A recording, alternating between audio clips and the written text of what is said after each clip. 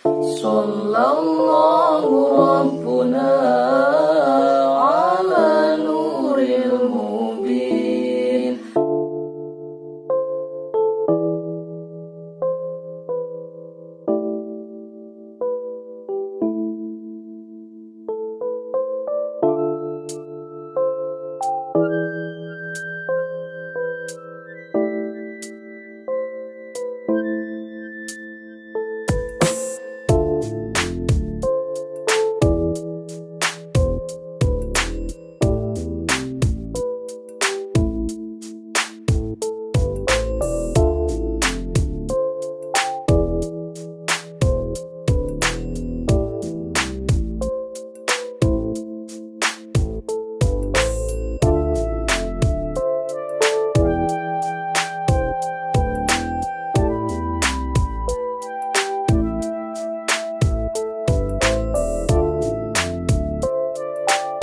Kerajaan yang ada di Mesir, dan kemudian beliau itu merupakan salah satu keturunan dari beberapa silsilah kerajaan yang ada di Pajajaran, yaitu Prabu Siliwangi.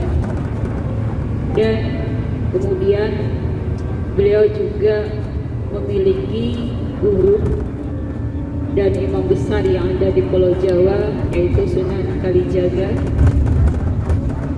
Dan kemudian Sunan Gunung Jati.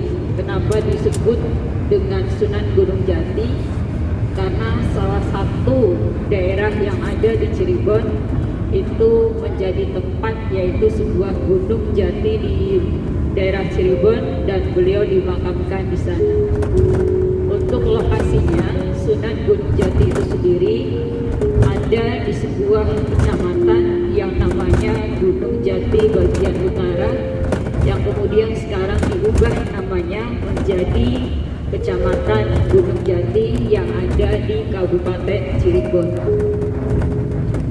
Untuk selanjutnya, Sunan Gunung Jati ini juga memberikan dakwah Islamiyah di daerah Pulau Jawa, khususnya di Cirebon dan Jawa Barat, yaitu lebih menekankan di bidang infrastruktur dan juga di bidang politik, karena beliau adalah salah satu ataupun satu-satunya sunan yang memang menjadi tahta kerajaan yang ada di daerah kerajaan Pajajaran yang kemudian bergelar sultan. Kemudian untuk proses islamisasi yang ada di Pulau Jawa, khususnya di daerah Cirebon, dari seluruh jajaran sunan ataupun wali songo, itu ada beberapa proses islamisasi yang ada di Pulau Jawa. Yang pertama yaitu melalui perkawinan. Perkawinan ini dari penduduk pribumi yang ada di Pulau Jawa itu umumnya banyak menikah dengan para pedagang Islamiyah yang datang dari bangsa Arab, yaitu mereka berdagang, kemudian melakukan perkawinan silang sehingga mereka memiliki sebuah perkampungan yang disebut dengan kampung pekojan. Kemudian yang kedua, salah satunya yaitu dengan pondok pesantren atau di bidang edukasi ataupun pendidikan, yaitu pendidikan pondok-pondok pesantren yang biasanya dari segi yang sederhana, mereka itu mengaji di surau, yang kemudian sekarang juga menjadi pondok-pondok pesantren besar yang dilanjutkan oleh alim ulama di era sekarang ini.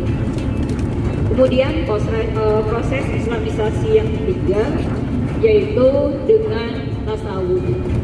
Tasawuf ini merupakan salah satu cabang ilmu dari agama Islam yang mempelajari bagaimana masyarakat Indonesia ataupun agama Islam itu lebih mendekatkan diri pada Allah, yaitu salah satunya mereka melupakan ataupun lebih mengesampingkan urusan duniawi untuk lebih mendekatkan diri pada Allah.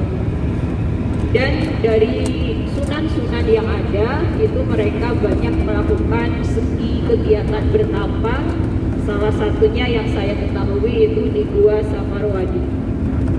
Nah, kemudian di situ, kalaupun implementasinya di saat ini, kita pun bisa melakukannya, yaitu dengan iktikaf di masjid atau berdiam diri di masjid untuk lebih mendekatkan diri pada Allah.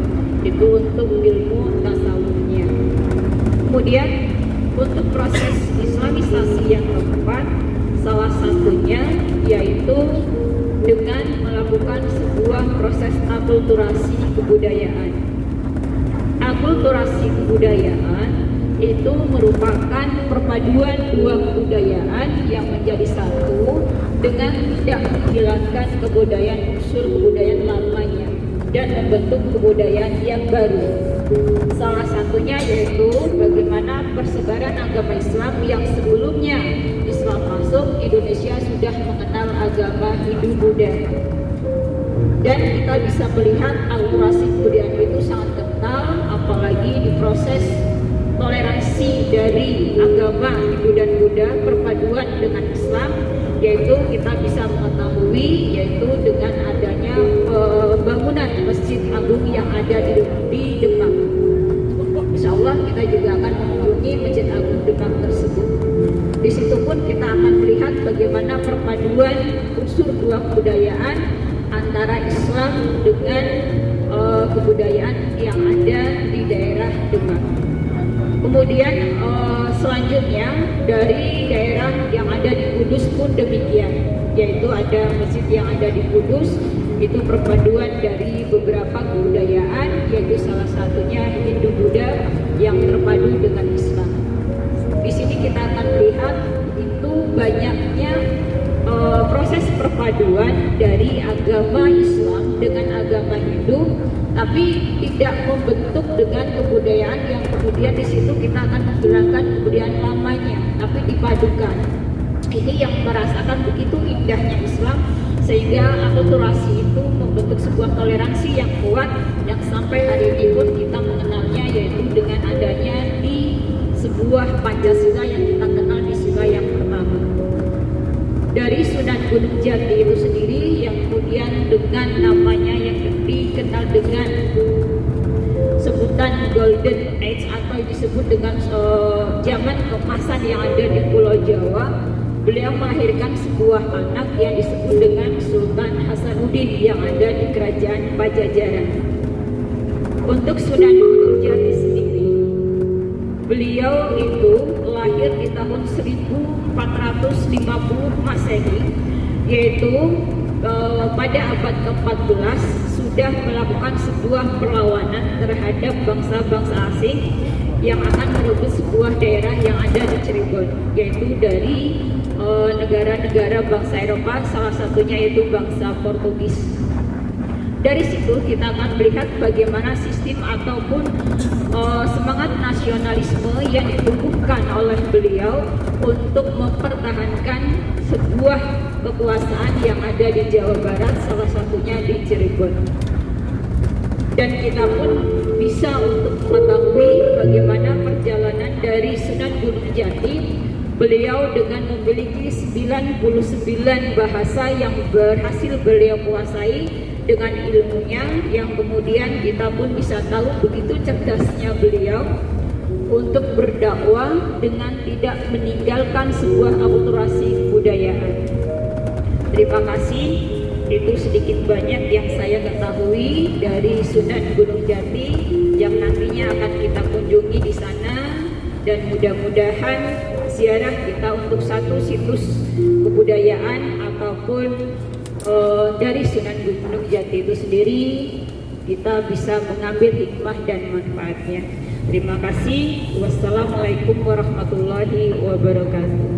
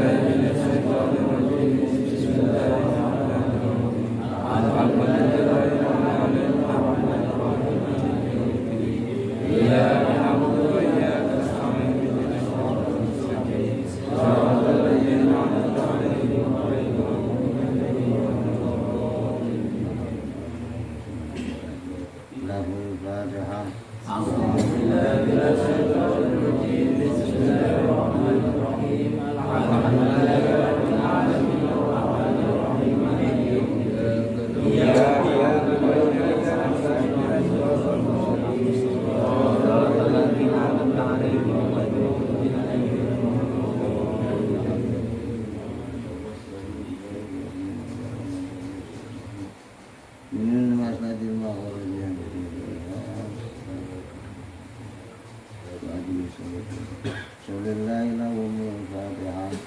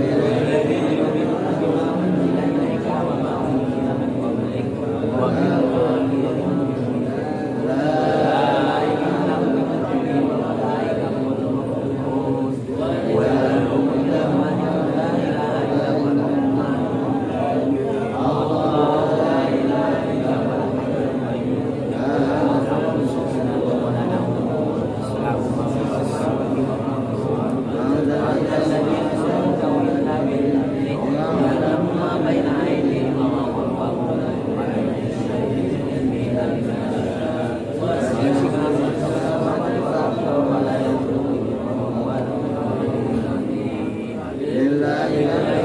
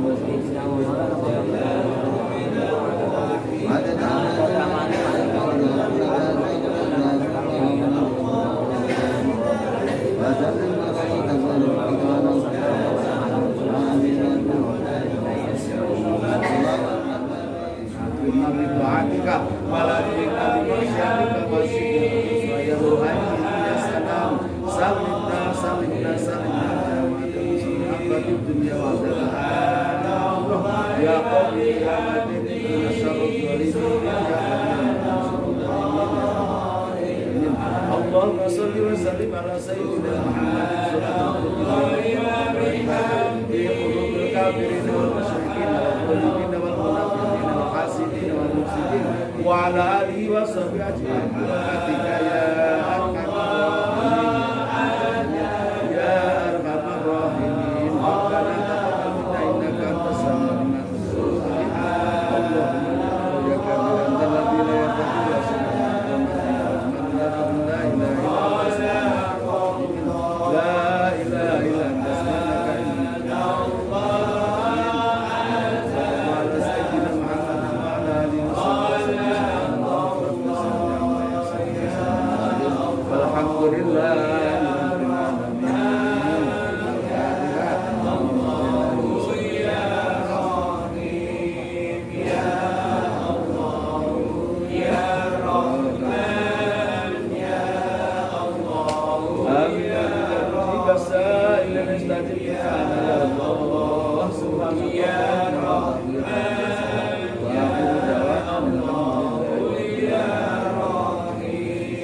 Allahumma ya kamilan alladhina yattaquna